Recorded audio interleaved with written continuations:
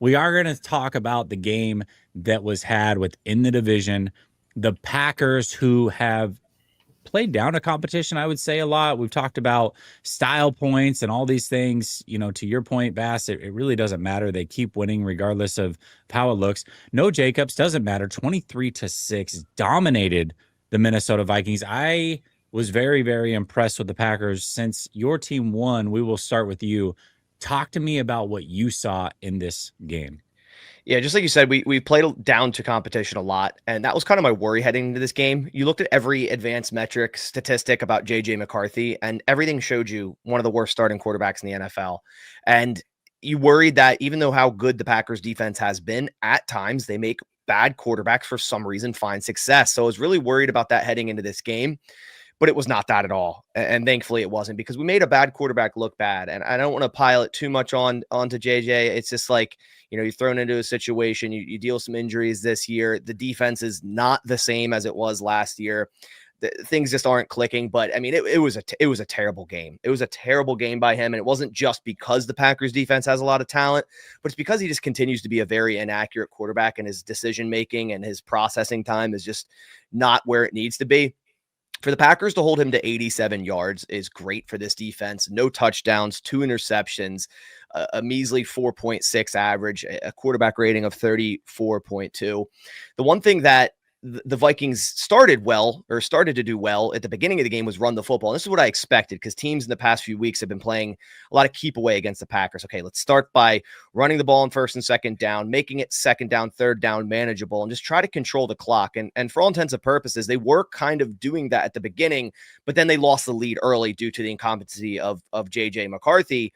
So then the Packers had the lead late into the second half and forced them into their passing offense, which is where teams are finding success against the Minnesota Vikings team as a whole. But, say if they had a competent quarterback there and were able to do some things passing, I think this game would have looked a lot different, because they were finding success on the ground. Jordan Mason averaged 5.3 a carry, Aaron Jones 4.6 a carry. And, this Packers run defense still is a little bit suspect to me. Obviously, they were able to control the clock, get multi-score lead, and really dictate what the Vikings were doing on offense there. But I did like from this defense, obviously, the pass defense. We had Evan Williams with an interception. Somehow Isaiah McDuffie got an interception. So our first game with 2 interceptions, which is great to see. And that's without Quay Walker playing. McDuffie took over at the mic. Hopper came in at strong. And then also Keyshawn Nixon checked out, I believe, the first or second drive. He's our cornerback number 1, as many people don't like that, but he is our cornerback number 1. And Kamal Haddon, who really has played no football for us, former, I think, 6th round from the Chiefs a couple of years ago. Packers signed him last year off their practice squad. He came in and played some good football at pretty much cornerback number 1. Now, obviously, different story if, again, there's a better quarterback there that is able to get the ball accurately to Justin Jefferson, but holding him in check is impressive regardless of who's at quarterback. 4 catches, 48 yards. So I was really proud of this passing defense. And of course, you got to talk about the pass rush overall. Sacking JJ McCarthy 5 times. I mean, they made him see ghosts back there. What we were talking about with Sam Darnold a few years ago. It really looked like that. I mean, there was times where he was just kind of getting into a sack situation when he had a guy open, whether it was a check down, whether it was a running back in the flat. Like when you watch the film, he had a guy open, and yeah, he's getting pressured really, really quickly because Micah Parsons is just that guy. But I really enjoyed seeing this pass rush come to life late in this game. And overall, the Vikings, most of the second half had like negative 22 yards net. And then due to their last garbage time drive, ended up, I think, at negative 1 yard net the entire second half. So it was an absolute domination by this defense. For the Packers offense, I know there's a lot of worry coming out of this game. Like, wow, we still didn't let Jordan Love sling the ball. He only threw the ball 21 times, 139 yards. He didn't need to. So if you don't need to, and you're running the ball so consistently, and again, it wasn't for a crazy average, but we ran the ball 42 times, controlled the clock, and still won by 17. You didn't need to. And here's another key point for this. Jordan Love entered the game with an AC joint sprain on his left shoulder. The same thing that many people are making a huge deal about with Baker Mayfield right now. Jordan has the same injury.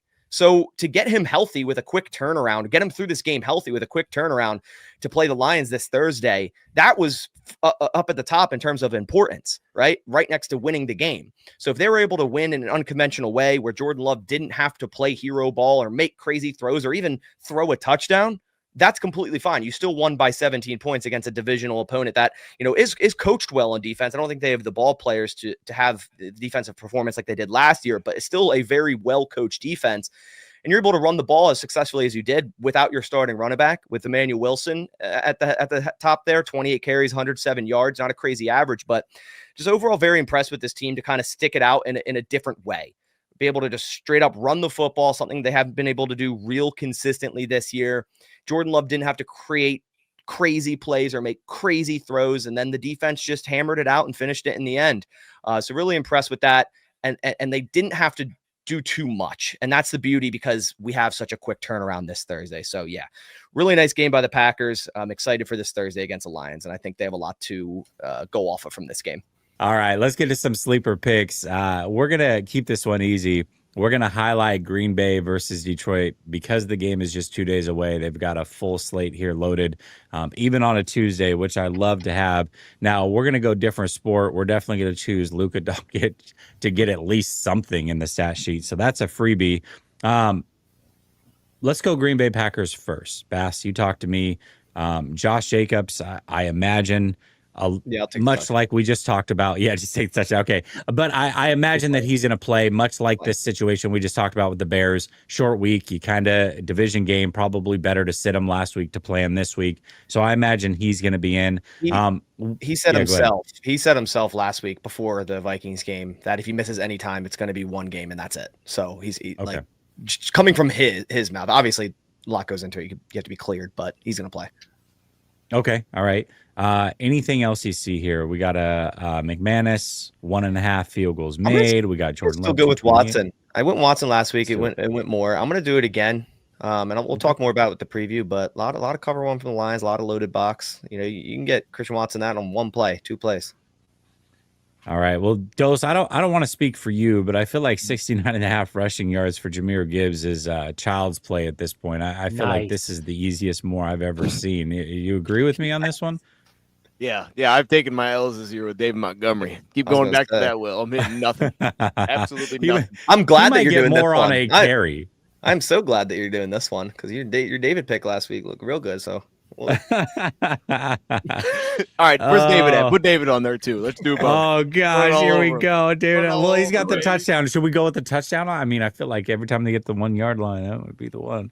I'll be honest, I'll probably give it to Gibbs. I'm a bit like that's just kind of year that it is. Rock right touchdown. That looks real good. I don't think he's practiced yet. That looks disgusting. Can we go? Is there a rush yards for Monty? Is that a? We can go less on that touchdown at least.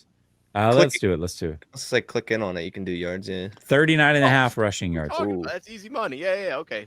Can we move it up? Let's move it to 55. What are we doing? Whoa. You want to tease it up? 50. We'll go 50. Move it up. Jan's getting a little crazy. You must have been doing something before the show. Wow. Like, I'm gonna pump the brakes on this one. All right, we'll go 50. This is my own money, so let's listen. All right, let's view this entry. Hey, if we hit on this one, this would be massive. $10. We're not even gonna flex it. We're so confident. 10 to win 336. Here are the picks: Jahmyr Gibbs 69.5 rushing yards, Montgomery 50+, Watson anytime TD, Jacobs anytime TD, and Luka just do something with a pulse on the court, and we're good to go. All right, here we go. We're going to submit that. You can tail us or you can fade us, but definitely use promo code RTS to get your 100% deposit match. Link is in the description at the very, very top there. Definitely check out Sleeper. Roundtable Sports Network is your one-stop shop for all things NFL, with daily live shows covering all 8 divisions in the league, hosted by the best content creators on the web, all on one network. Catch the AFC East live every Monday at 7 p.m. and on Wednesdays at 6 p.m. The AFC West Roundtable live Tuesdays at 6:30 p.m. The AFC North Roundtable live every Wednesday at 6 p.m. The AFC South Roundtable live Tuesdays at 7 p.m. The NFC East Roundtable live every Tuesday at 6 p.m. The NFC West Roundtable live at 9 p.m. on Tuesday nights. The NFC North Roundtable is at 6 p.m. on Wednesdays, and the NFC South Roundtable is live Tuesdays at 8 p.m. EST. And of course, Fourth and Forever, the flagship show of Roundtable Sports Network, covering all things NFL at 1 p.m. Eastern Standard Time on the Roundtable Sports YouTube channel. Real coverage, real fans.